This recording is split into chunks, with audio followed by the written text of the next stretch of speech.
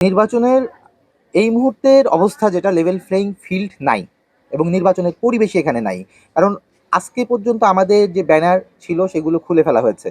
আমরা সকাল থেকে খবর পেয়েছি যে আমাদের শাহরাইল ইউনিয়নে আমাদের জোটের একজন কর্মীর বাড়িতে ককটেল বিস্ফোরণ হয়েছে। এর পাশাপাশি আমরা যেটা দেখতে পাচ্ছি যে আমাদের বাহাদুরপুর ইউনিয়ন, পাংশার বাহাদুরপুর ইউনিয়নের প্রত্যেকটা কেন্দ্র ঝুঁকিপূর্ণ। হাবাসপুরের কিছু কেন্দ্র ঝুঁকিপূর্ণ। এরপরে আমাদের বালিয়াকান্দির নবাবপুরের ২ নং ওয়ার্ডের কেন্দ্র খুবই ঝুঁকিপূর্ণ। সেখানে ছাত্রলীগের একজন সভাপতি আছেন সাবেক, তিনি সন্ত্রাসী কার্যক্রম চালাচ্ছে। এর পাশাপাশি বিএনপির ভাইরা আছে, বিএনপির বিভিন্ন পর্যায়ের ছোটখাটো নেতা আছে, কর্মী বাহিনী আছে, যারা আমাদের বিভিন্ন নেতৃবৃন্দকে সরাসরি হুমকি দিয়েছে। এমনকি যারা আমাকে ভোট দেবে, সাধারণ মানুষ, তাদেরকে পর্যন্ত বলেছে ভোট কেন্দ্রে না যেতে।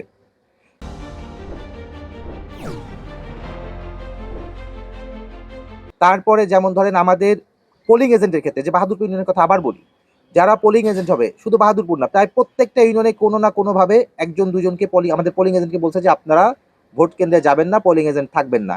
এই ধরনের সমস্যা এই মুহূর্তে নির্বাচনের একদিন আগে এসে আমি ফেস করতেছি। এবং আমি আজকে এটা সমস্ত ইউনিয়নের আমাদের যারা যে জোটের নেতৃবৃন্দ আছে তাদের সঙ্গে কথা বলতেছি এবং এই তথ্যগুলো আমি সংগ্রহ করতেছি। আমি আজকে রাত অথবা আগামীকাল সকালের মধ্যে, মানে নির্বাচনের আগের দিন, আমি এইটা আমাদের রিটার্নিং কর্মকর্তা এবং প্রশাসন এবং যারা এর সঙ্গে দায়িত্বপ্রাপ্ত সকলের কাছে এই অভিযোগগুলো আমি জানাবো। কারণ এই ধরেন আমরা হাসিনাকে তাড়াইছি, তো হাসিনাকে তাড়ানোর পর হাসিনা যে নির্বাচন দিত বা নির্বাচনের যে পরিবেশ, সেই নির্বাচন যদি আবার এই ২৪-এর অভ্যুত্থানের পরে ২৬-এও হয়, তাহলে তো নির্বাচনের দরকার কি? আমরা তো চাই গণমানুষ ক্ষমতায়িত হোক, গণমানুষ যাকে ভোট দেবে সেই নির্বাচিত হোক। আমাদের তো কোনো আপত্তি নাই। আমার আমার অপোজিশনে যারা আছে, অপোনেন্টে যারা আছে, তারা নির্বাচিত হলে তো আমাদের কোনো আপত্তি নাই। তারা সুশৃঙ্খলভাবে দেশের শোষক না হয়ে যদি সেবক হয়, আমাদের কোনো আপত্তি নাই। কিন্তু তাদের আচরণ অলরেডি সেবক তো দূরের কথা, তারা অলরেডি শোষক হয়ে উঠেছে। এবং তারা গত ১.৫ বছরে যে পরিমাণ চাঁদাবাজি এবং যে পরিমাণ সন্ত্রাসী কার্যক্রম চালিয়েছে, জনগণ ভীত সন্ত্রস্ত। একটা নীরব বিপ্লব হতে যাচ্ছে, ভোটের বিপ্লব। এবং এই যে নীরব বিপ্লব হতে যাচ্ছে, ভোটের বিপ্লব, এটা তারা বুঝতে পেরেছে।